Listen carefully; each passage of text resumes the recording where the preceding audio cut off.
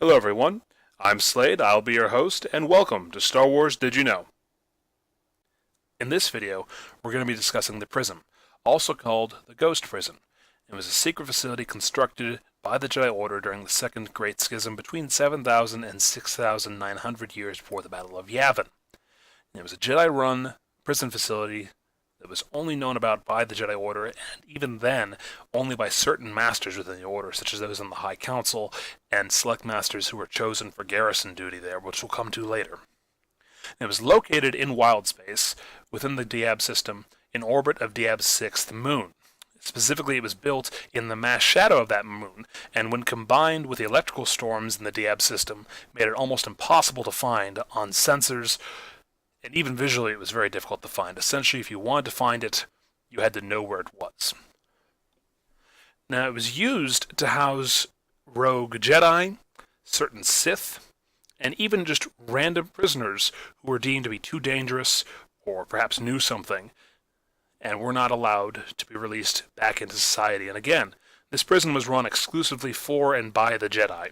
The Republic had no knowledge of it. No one outside the Jedi Order had any knowledge of it unless they were imprisoned there. By the time of the Clone Wars, there were roughly 208 prisoners, and it was crewed by one Jedi Master and 100 security droids. The facility was so secure that no transmissions were allowed in or out.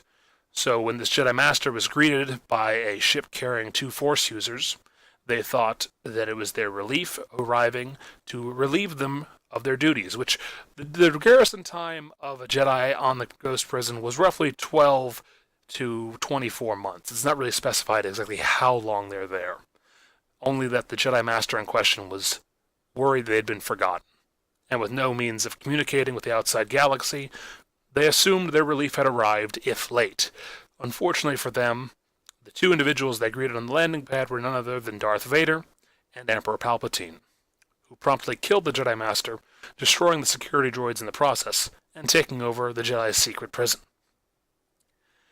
The 208 prisoners I mentioned, with the exception of one who was later killed, were pitted against one another in a massive gladiatorial fight, and used to help Vader and Palpatine retake Coruscant later on. 33 of them survived this gladiatorial fight and went on to help the Emperor and Vader in a counter-coup to take back Coruscant from a military coup force which had removed the Emperor from power and almost killed him shortly after the Clone Wars had ended, within the first year of the Clone Wars ending.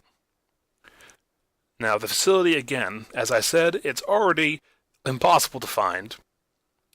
No transmissions in or out. And on top of that, it's completely self-contained. It produced its own food. It had its own medical facilities. Everything you could possibly need was all self-contained. In fact, it is so well hidden that it only appears in one story in the old canon. The current canon makes no mention of it, and it's unknown at this point what happened to it after Vader and Palpatine made use of it. We don't know if they turned it into the Empire's new hidden facility, or if they simply left abandoned and is just waiting out there in wild space to be found again. However, unless Disney decides to use it, we likely will never hear from the Ghost Prison ever again. Unfortunately, the story was released just a few short months before the canon wipe. So for now, this is all we know of the Ghost Prison, and it will likely remain one of the Jedi Order's darkest secrets. Alright everyone, that's the end of this video. I hope you enjoyed it, and if you did, feel free to like and subscribe. There'll be more content coming. If you'd like to support the channel on Patreon, please do so. Every little bit helps. Until next time, this is your host Slade, and this has been Star Wars Did You Know?